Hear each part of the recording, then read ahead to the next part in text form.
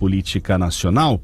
Um ato do presidente Arthur Lira, publicado neste sábado em edição extraordinária do Diário da Câmara dos Deputados, determinou a suspensão por tempo indeterminado. Tem mais gente que não quer trabalhar lá, hein, Cafeu? Rapaz, em razão da pandemia da Covid-19, das sessões do plenário em caráter presencial, cuja retomada estava prevista para esta semana.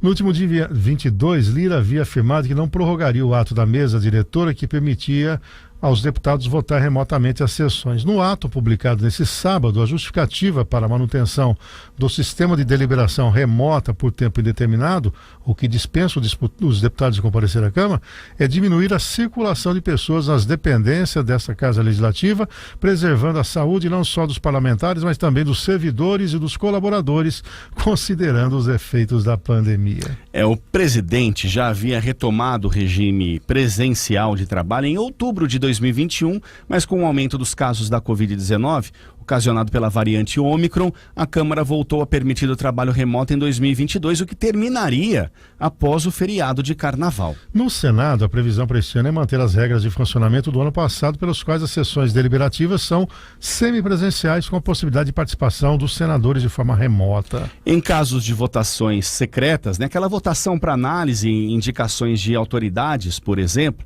que exigem a presença obrigatória, são realizadas então semanas de esforço concentrado. Esse é o nome mesmo. Semanas de esforço concentrado com a instalação de urnas ao lado de fora do plenário. Hipocrisia total. Esses deputados, os senadores, estão indo às suas bases, fazendo comícios, visitando prefeitos, aglomerando, fazendo inaugurações, levando verba, visitando veículos de comunicação.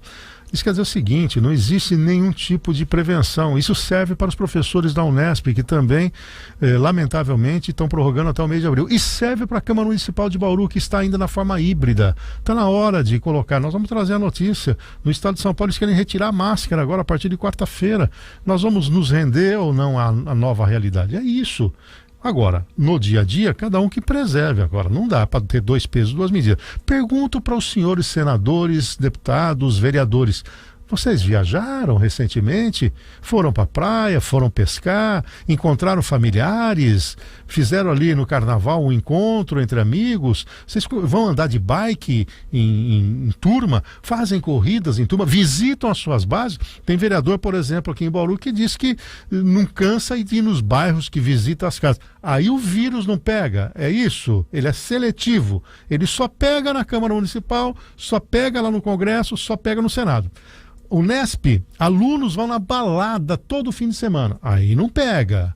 Professores viajam, aí não pega, mas dá aula, pega. É uma hipocrisia sem precedentes. Enquanto isso, transporte coletivo, ônibus lotado, supermercados lotados, aviões lotados, shows correndo à solta, igrejas também colocando.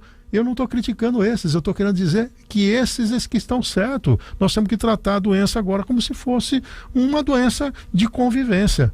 Hipocrisia. Agora, não cumprir com o protocolo é outra conversa. Não precisa escancarar de vez, precisa ter álcool em gel, precisa ter, se possível, distanciamento, não precisa abraçar, não precisa beijar. Agora, querer ser mais realista que o rei nessa altura do campeonato, depois de 2 anos de pandemia, em que você, no dia a dia, coloca 2 pesos, 2 medidas, aí não dá para aceitar, né? Agora, isso tem uma explicação, viu, Bizarro? O dinheiro, quando está garantido no fim do mês, meu irmão, aí você muda de figura. Eu sou professor do NEF, dinheirinho calado. Sou vereador aqui em Bauru, dinheirinho acreditado. Sou deputado, dinheirinho acreditado. Sou senador, dinheirinho acreditado. Vem aqui para o outro lado do setor privado, faz o que vocês estão fazendo, quebra em 2 tempos. Pois é. Olha, álcool, máscara, distanciamento e bom senso, é o que a gente precisa para enfrentar esse vírus, principalmente agora. 6h mais 27, 6h27, o engenheiro Rodolfo Landim foi indicado para a presidência do Conselho de Administração da Petrobras, confirmou neste domingo o Ministério de Minas e Energia. Ele deve substituir então o almirante Eduardo Bacelar Leal Ferreira, que deixa o cargo alegando motivos particulares. A troca acontece em meio à pressão política sobre a Petrobras por causa do aumento dos preços dos combustíveis. A efetivação de Landim deve acontecer agora no mês de abril, quando foi quando for confirmada pela Assembleia. O problema que já vinha desde o ano passado se agravou com a guerra na Ucrânia. A Petrobras está há mais de 50 dias sem promover reajustes e a defasagem entre os preços local e internacional na gasolina e no diesel chega a 30%. Olha, o Landim, ele é mais conhecido por comandar o Clube Regatas do Flamengo, verdade. Porém, ele tem ampla experiência no setor de óleo e gás. Ocupou cargos de gestão na Petrobras por 26 anos, incluindo a presidência da Gaspetro e da BR Distribuidora. Deixou a estatal para trabalhar com o empresário Aki Batista na mineradora MMX e na petroleira OGX, mas se desentendeu com ele antes da quebradeira do conglomerado. Fundou então a sua própria petroleira, Ouro Preto Óleo e Gás, que acabou vendendo para um grupo de investidores em fevereiro do ano passado, de 2020. Chegou a ser cotado para a presidência executiva da Petrobras em diversas ocasiões. Amigo do rei, vai lá, vai morder como conselheiro, espero que leve um pouco da sua experiência. 6 horas mais 28 minutos, esse é o Cidade 360, desejando a você uma ótima semana, começando muito bem aqui com muita informação para você. Olha, a corrida eleitoral a gente destaca agora aqui no Cidade 360. No PT é dada como certa a candidatura de Fernando Haddad ao governo de São Paulo.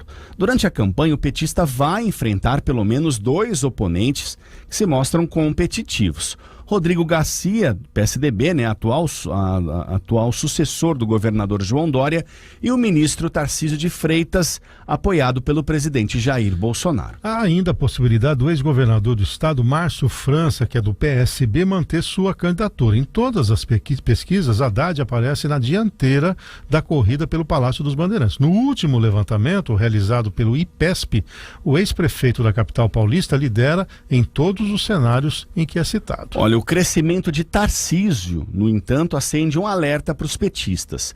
Para vencer o candidato de Bolsonaro, o PT vai apostar na rejeição do presidente do estado de São Paulo e na aliança firmada entre Lula e Geraldo Alckmin para a disputa pela presidência da República. O ex-tucano, foi quem comandou por mais tempo a máquina paulista desde lá a redemocratização. Em linhas gerais, o PT quer conquistar os votos de eleitores simpáticos à França e também a Garcia. O deputado Carlos Zaratini, do PT, disse o seguinte: eu acho que aquele setor da população que apoia o Bolsonaro em São Paulo vai automaticamente apoiar o Tarcísio.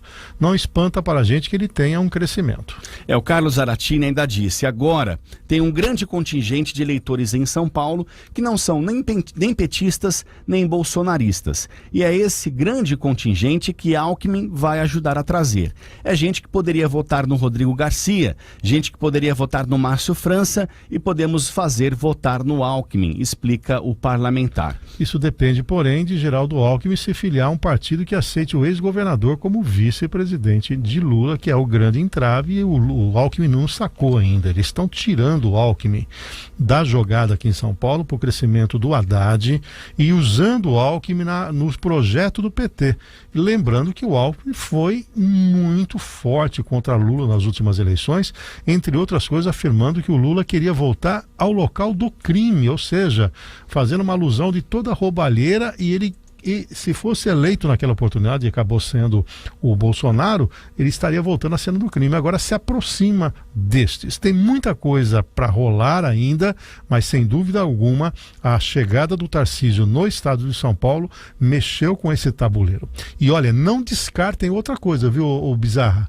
Que o Dória, à luz da baixa adesão ao seu nome para a presidência, ele retire o Rodrigo Garcia da parada e ele se coloque como candidato ao governador do estado de São Paulo. A legislação permite, porque ele tem um único mandato.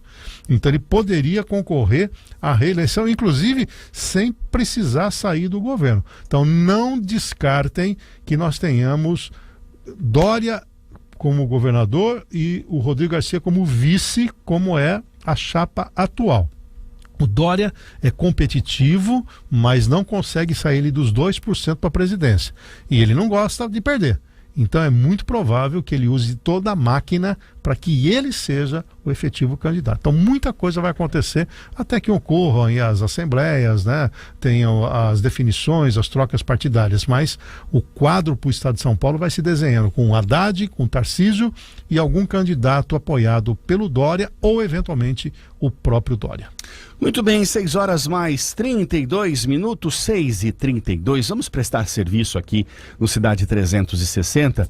Lembrando que a Secretaria Municipal de Saúde continua com a aplicação da primeira dose da Covid-19 em crianças de 5 a 11 anos em escolas públicas aqui de Bauru. Entre 7 e 11 de março, a ação será nas instituições de ensino estaduais e municipais das regiões do Santa de Virges, Jaraguá, Jardim Vânia Maria, Parque Roosevelt e Fortunato Rocha Lima. Uma unidade do Jardim Estoril também será contemplada.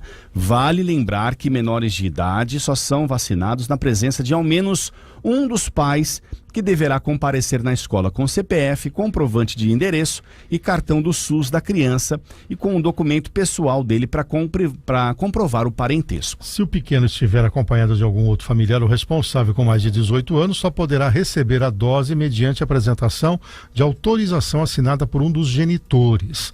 A Secretaria de Saúde reforça que a vacinação nas escolas é oferecida para facilitar o acesso aos pais que têm interesse na imunização dos filhos e por isso é realizada perto do horário de saída dos alunos. A aplicação de doses nas UBSs e USFs, que são unidades de saúde da família, continua, tanto para esse público quanto para os outros beneficiários. Mais informações na Ouvidoria da Saúde pelo telefone 3104-1452. 3104-1452. E também para incentivar a imunização infantil contra a Covid, a Secretaria Municipal de Saúde amplia o horário de aplicação das doses para crianças de 5 a 11 anos e 11 anos, incluindo aquelas com deficiência ou comorbidade. A partir de hoje, a vacinação deste público será sem agendamento de segunda a sexta-feira, das 8 da manhã às 3 da tarde, para a primeira e segunda doses nas UBSs do Centro, Jardim Godói, Redentor, Vila Cardia, Vila Falcão, Núcleo Gasparini, Jussara Celina, Geisel, Chapadão Mendonça, Nova Esperança, Núcleo Otávio Razi, Independência, Bela Vista, Meiridota, Jardim Europa, Beija-Flor e Parque Vista Alegre. Olha, lembrando que quando for a aplicação da segunda dose, além da documentação da criança, né, que inclui o CPF, comprovante de endereço e cartão do SUS, também é necessário apresentar o cartão da primeira dose.